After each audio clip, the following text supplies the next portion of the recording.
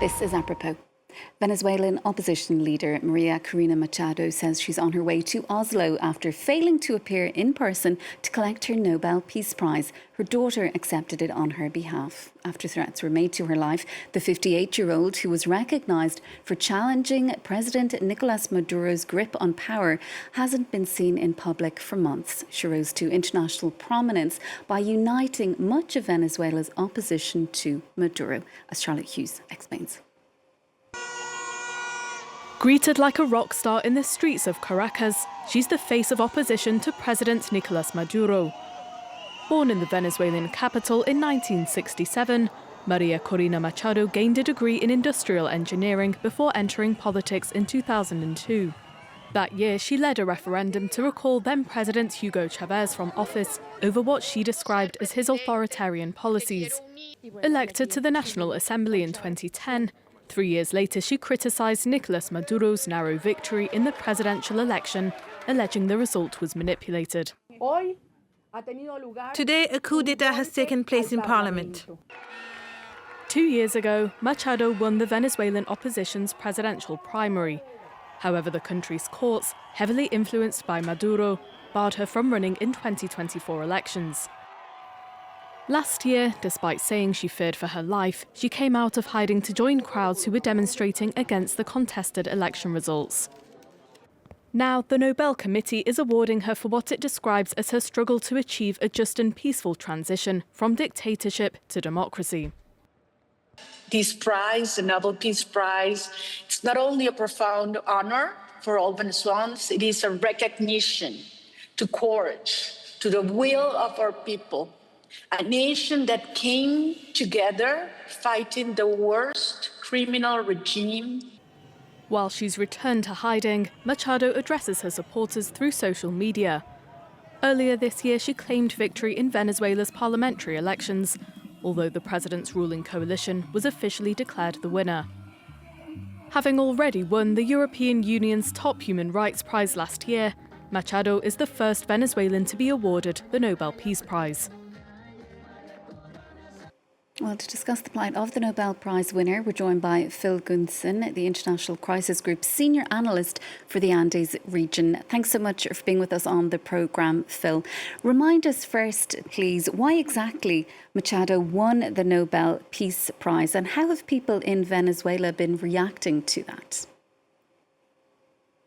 She won the prize essentially for her achievements last year. People may remember that in July of last year, Maduro faced a presidential election once more, and Maria Corina Machado was banned from standing.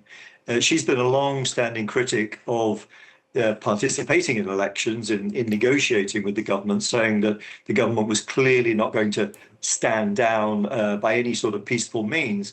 But she decided to take part despite having been banned, and her campaigning with the substitute candidate that she eventually allowed to be selected, Edmundo González, was crucial in achieving a remarkable victory over Maduro, which, of course, Maduro, unfortunately, decided to ignore and to remain in power.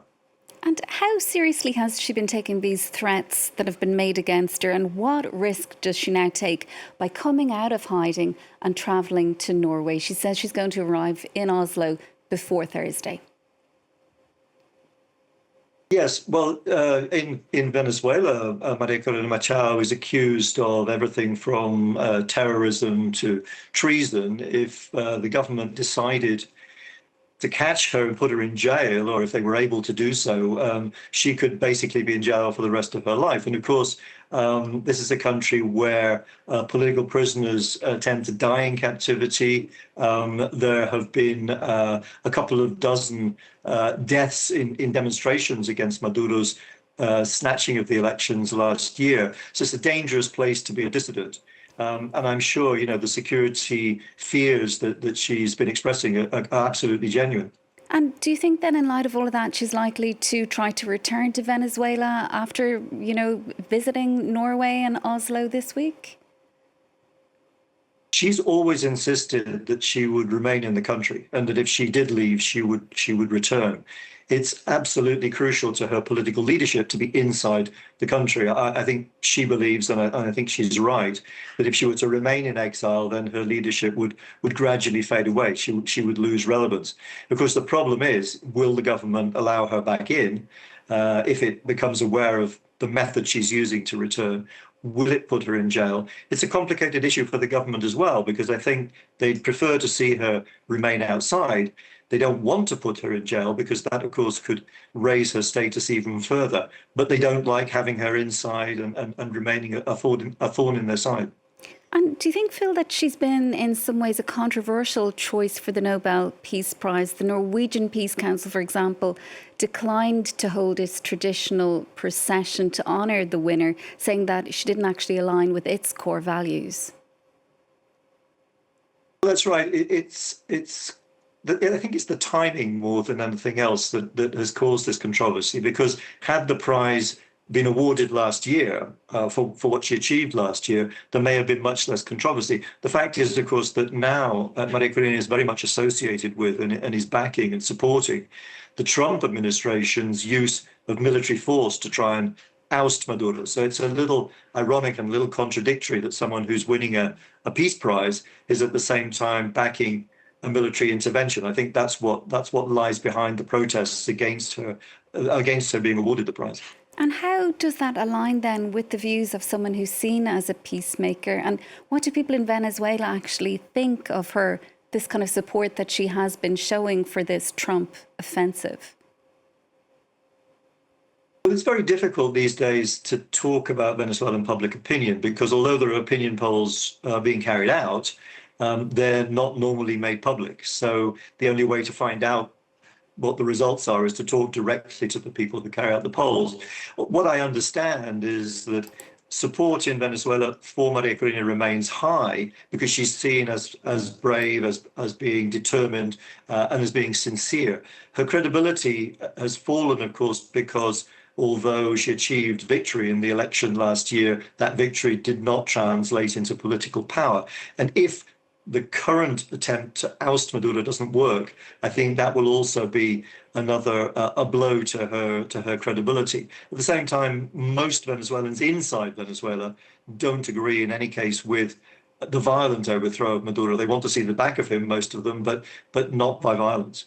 And Venezuela tonight demanding an end to illegal and brutal interventionism, as it puts it, by the US. Is all of this going to have any impact at all on the president of Venezuela, this kind of Nobel Peace Prize highlighting what's actually happening inside the country and the plight of opposition leaders such as Machado?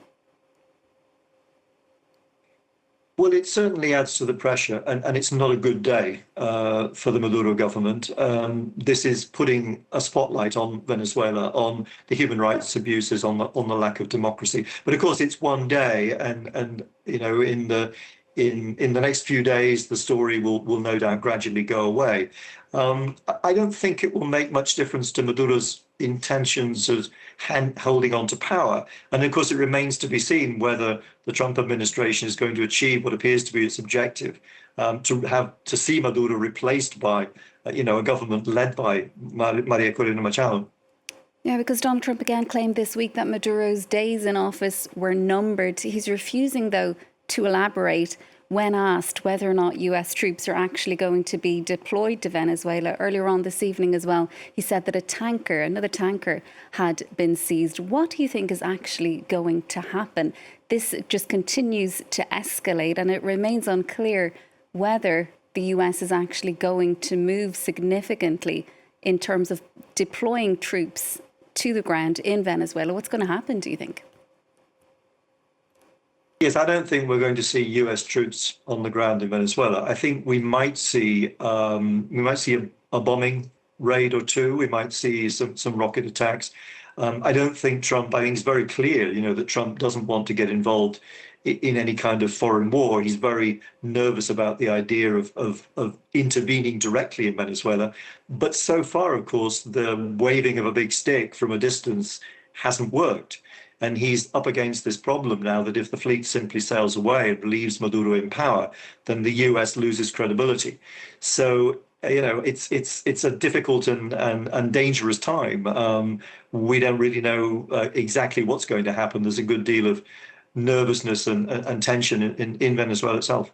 And it's hard, as you say, to gauge public opinion currently in Venezuela. But from what you know, what is that life actually currently like for opposition leaders there and for protesters? Well, protesters, we don't see protesters. I mean, since the protests after the July 2024 presidential election were put down so brutally, 2,000 odd people were arrested, held in very, very bad conditions. There are still around 1,000 political prisoners. And of course, a couple of dozen people actually died. So it's really impossible now for the opposition to call for demonstrations. Dissent is punished very severely.